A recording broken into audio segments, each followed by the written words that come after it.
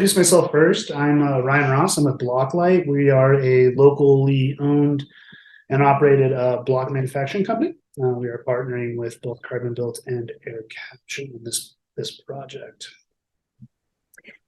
And I will go next. I'm Cindy McLaughlin. I'm the head of product at CarbonBuilt. Hi, everyone. I'm Rob Fraley. I run business development for AirCapture. We're developing modular direct air capture systems for use in industrial processes. So a little bit about Block-Lite, third generation family owned and operated. We've always had high value on sustainability and just being good stewards with what we've been given. We are the first block manufacturer in Arizona to embrace solar, that we're using that for our primary energy source. I just wanted to give a shout out and a thanks to the Four Corners Coalition putting this project together, and in all honesty, spend the rest of the time letting you guys talk to CarbonBuilt and AirCapture so they can kind of show you the technology. But we're excited to be part of the team and excited to be with our partners here. Great. And I will jump in. I'm Cindy. I'm from CarbonBuilt. We enable the production of ultra low carbon concrete. And in just a minute, we'll show you a video about, who we are and what we do. But I also wanted to just jump in and shout out the Four Corners Carbon Coalition and Ramon for all of his hard work. Chris and Open Air and Carbon Direct have all been amazing partners. So thanks to all of you. And we're thrilled to be working with Ryan at Block-Lite and Rob at AirCapture. Concrete is the most abundant man-made material, responsible for nearly 10% of total global carbon emissions. Traditional concrete is largely composed of sand and gravel, but its enormous carbon footprint is driven by the production of cement, which is the glue that holds everything together. CarbonBuilt's ultra-low carbon concrete technology enables concrete producers to remove traditional sources of carbon emissions and store waste carbon within the block. Depending on the type of concrete product being made, we can reduce carbon emissions by 70 to over 100%. With our patented approach, we can do this profitably without compromising price, performance, or plant operations. Here's how it works. First, CarbonBuilt replaces the cement with low-cost, calcium-rich waste materials, thereby avoiding the carbon emissions associated with cement production and recycling local industrial waste to avoid landfilling. Then the concrete is pressed into shape and hardened or cured in a chamber. But instead of curing the traditional way, using steam generated by carbon-intensive natural gas, CarbonBuilt cures with carbon dioxide at ambient pressure. The calcium-rich waste materials react quickly with the carbon dioxide, mineralizing it into calcium carbonate, or limestone. This both hardens the concrete and stores the carbon dioxide permanently. Plus, we use much less water to cure. The carbon dioxide we use for curing can be sourced locally and doesn't need to be purified. Thanks to our innovative approach, our concrete blocks have a lower production cost and result in a dramatically reduced carbon footprint compared to traditionally made products. CarbonBuilt's technology is flexible and customized to meet the needs of each of our concrete producer partners. We source our materials and CO2 locally. Our curing system is made from off-the-shelf equipment that can easily be retrofitted into existing masonry plants. And all products made with CarbonBuilt technology are rigorously tested to ensure code compliance for strength, durability, and overall performance. Make an impact today with ultra-low carbon concrete from CarbonBuilt. So that's an overview of how we typically work. And in this case, we're very excited to be able to use on-site modular direct air capture in collaboration with AirCapture. So I'm going to turn the floor over to Rob to tell you a little bit about his company. Thank you, Chris. So, hi, everyone. So AirCapture is, our focus is using direct air capture technology to provide CO2 into industries that are already using it.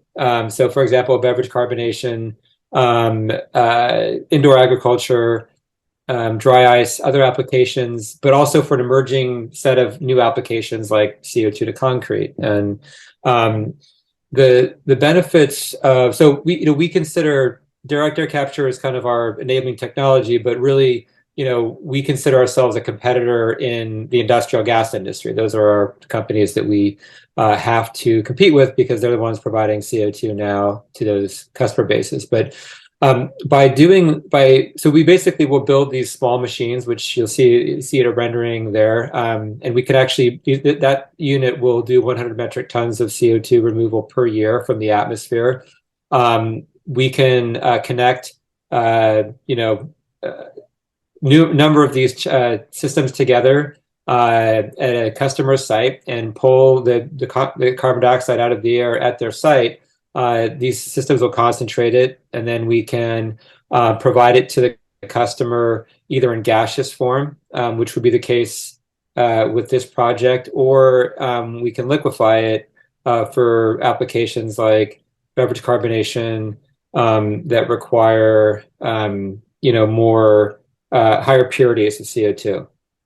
And so the benefits, as we talk to customers for projects that we're working on and prospective customers, what I'd say that they're most excited about really is the reliability that this offers, because applications like beverage carbonation and dry ice, like carbon dioxide is a critical component. Like it's not a very large percentage of the raw material costs, but they absolutely cannot do without it.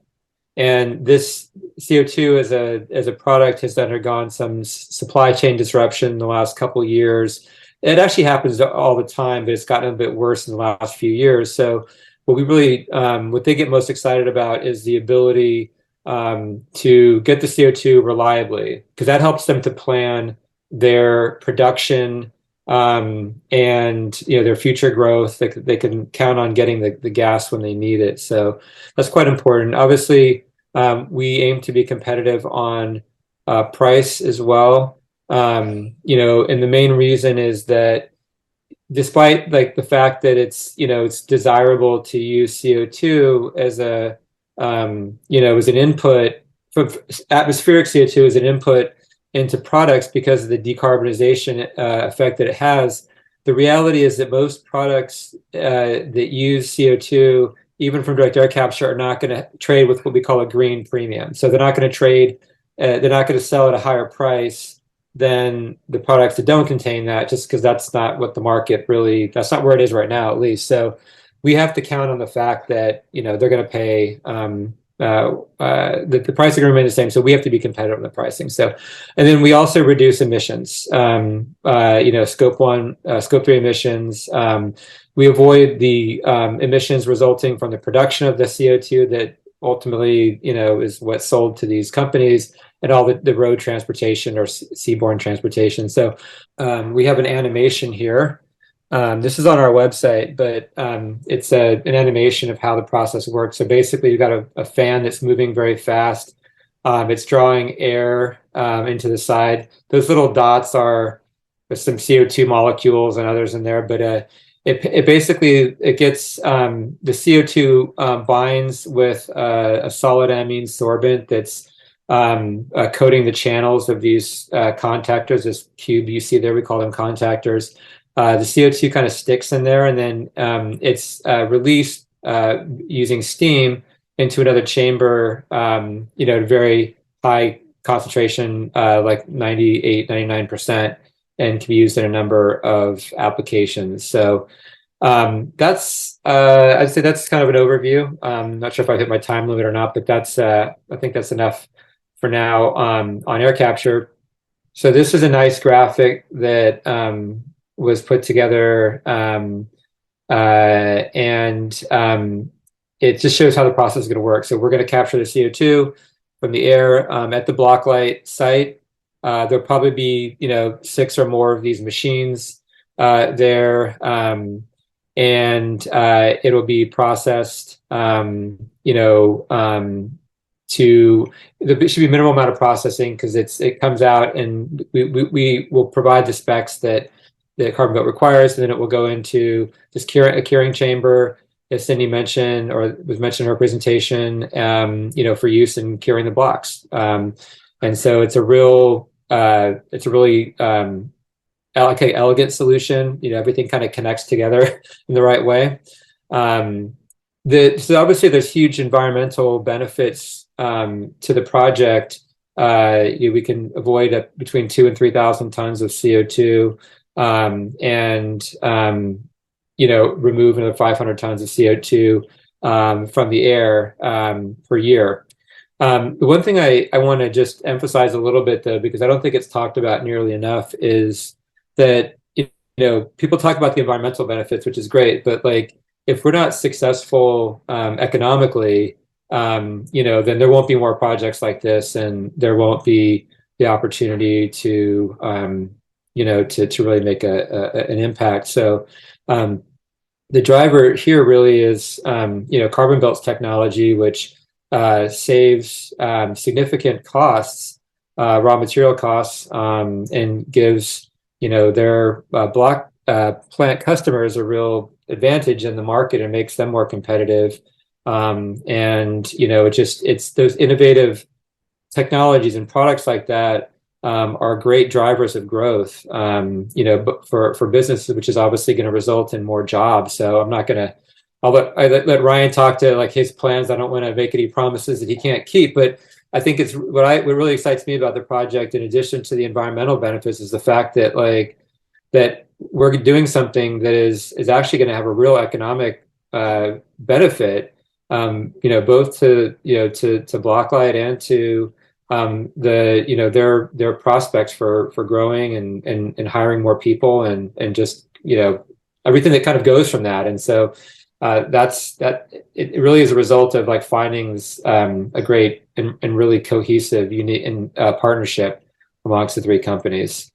So Ryan, I don't know if you have anything you want to add before we move on to Habitat for Humanity, but Rob, I think you hit the nail on the head on that. This is a solution that makes both business sense and environmental sense, and we can actually bridge those, what seems to be like a gap, together, and will honestly be one of those things that is not only sustainable for other reasons, but businessly, it'll be sustainable and allow us to actually increase production lines and things like that. So I do like how you pointed that out. It's really made this partnership very unique, I think. Yeah. So what we're in addition to those environmental and economic benefits, we're also very gratified to be able to do something that can actually provide a positive impact for the community, the local communities as well. It's by doing a project that gets good press and other kind of positive public feedback, what we really want to do is capitalize on that in order to inspire action. And in this case, so it was what we call our multiplier effect. And in this case, what we would be looking to do is to provide ultra low carbon concrete blocks to Habitat for Humanity of Northern Arizona to build affordable housing.